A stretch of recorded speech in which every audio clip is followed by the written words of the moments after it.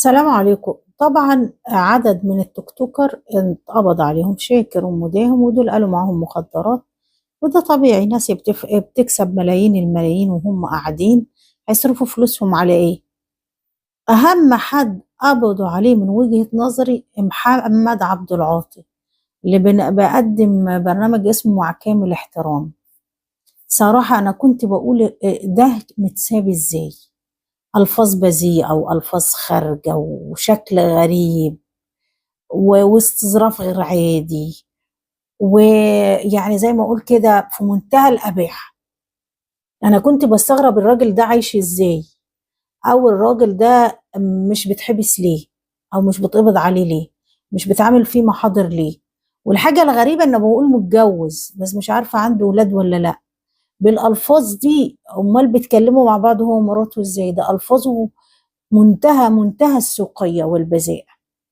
فالحمد لله ان ده اتقبض عليه. وبيقولوا ان سوزي الاردنيه بيقولها ان انت بتقولي الفاظ خادشه للحياه. قالت له ما محمد عبد العاطي بيقول اكتر مني، مش بتقبضوا على محمد عبد العاطي ليه؟ الكلام ده نزل في جريده الدستور. فمحمد عبد العاطي ده كان عامل معاها لقاء في العيد، واللقاء فرقع وعمال يضحك على كلامها، ويعني حسسها ان عملت انجاز عظيم. الحمد لله جابت رجلك يا محمد يا عبد العاطي، ويا رب يا رب تنضف صحيح. عرفتوا ان سلمى الرحالة اتقبض عليها هي كمان، ولكن هي كانت منزلة فيديو قبل ما يتقبض عليها. هنسمع الفيديو ده ونناقشه مع بعض. من أين لك هذا؟ أنا برضو سلمى الرحالة، اسمي الحقيقي إسلام العجيل. هقول لك حاجة كمان.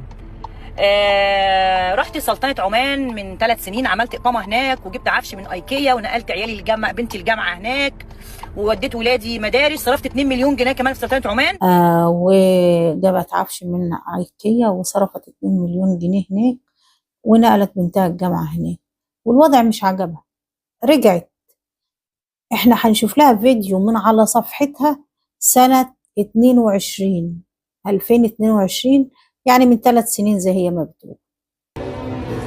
مظبوط وصل سنة؟ مظبوط وصل من القهوة للناس وبتسأله مظبوط وسط سنة. الفيديو ده منشور على صفحتها في 23/5/2022، يعني من 3 سنين برضه. ما كنتش في مصر ولا حاجة، كنت بتبيع على عربية القهوة بتاعتي، بتبيع على عربية القهوة، والفيديو على صفحتها.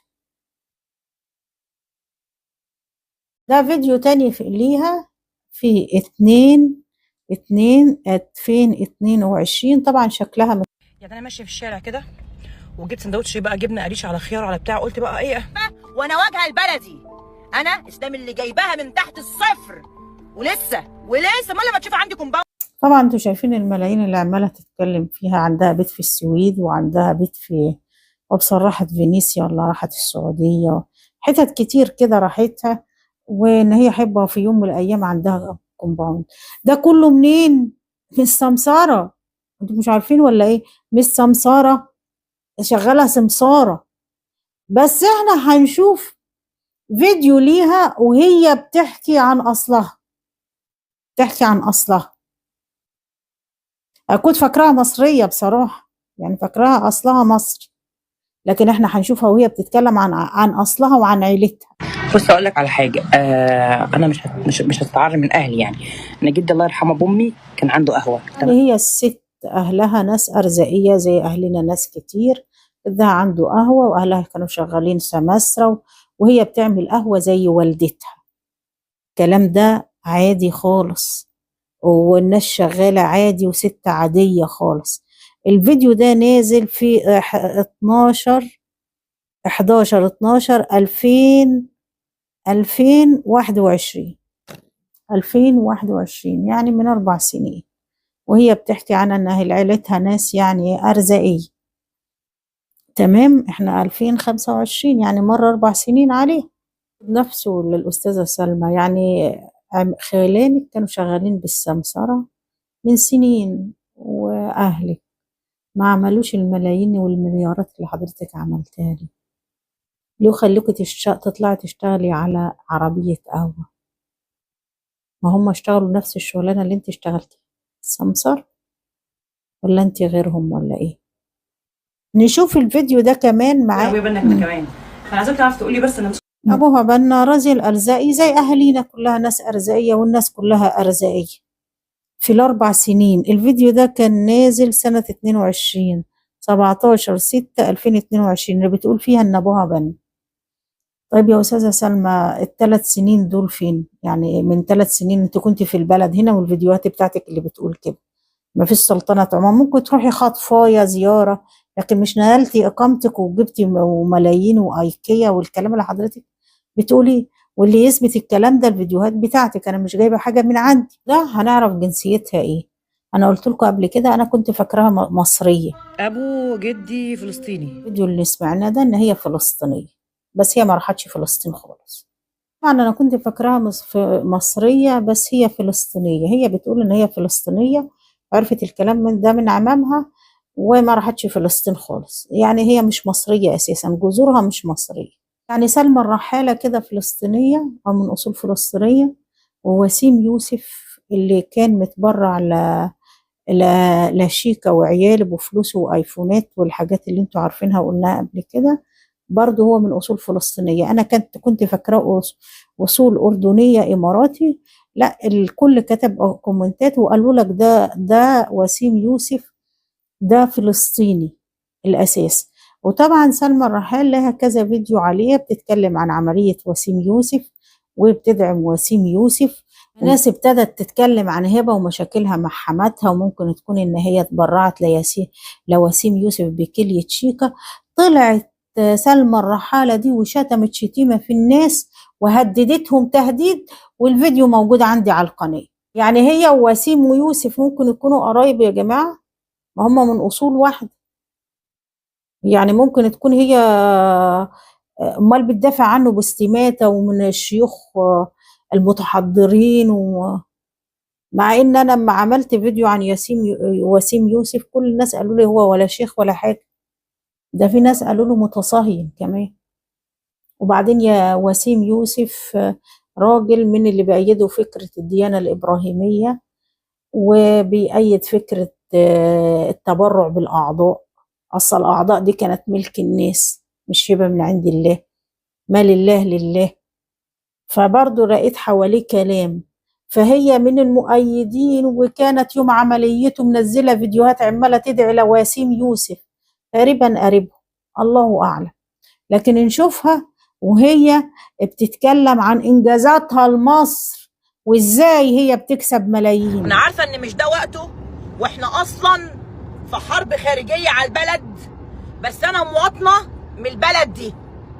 انا مواطنه ونجحت في مصر وبال100 وبال200 مليون في العاصمه الاداريه، وبيطلع لي عمولات 2 مليون و3 مليون انا ربنا رزقني. هي ان هي مواطنة، وان هي ازاي يجيبوا سيرتها ويتكلموا عنها كده، وان هي بتكسب وبتبيع حاجات ب200 مليون و40 مليون، تاخد عمولات كبيرة. انت محسسانة يا أستاذة سلمى ان انت كأنك انت الوحيدة اللي شغالة في الاستثمار العقاري في مصر، من كتر الملايين اللي عمالة تحكي عنها.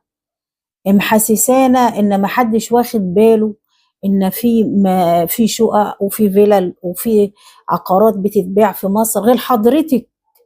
الشباب جايين من الاقاليم، بيجوا من الاقاليم، بيجوا فعلا، ودول ناس شفتهم، شباب زي الورد وجماعيين يجوا يشتغلوا في مكاتب العقارات هنا في التجمع او في القاهرة الجديدة او في العاصمة الإدارية. يقول لك المكتب بيقعد يعني كل شهر ولا شهر ونص ما يبيع لي وحدة، وفي نسب بتتاخد، في نسب بياخدوها مش بالمرتب كمان، بالنسبة. ازاي اضاف معاهم ويتقال العيال دول في قناة الشمس؟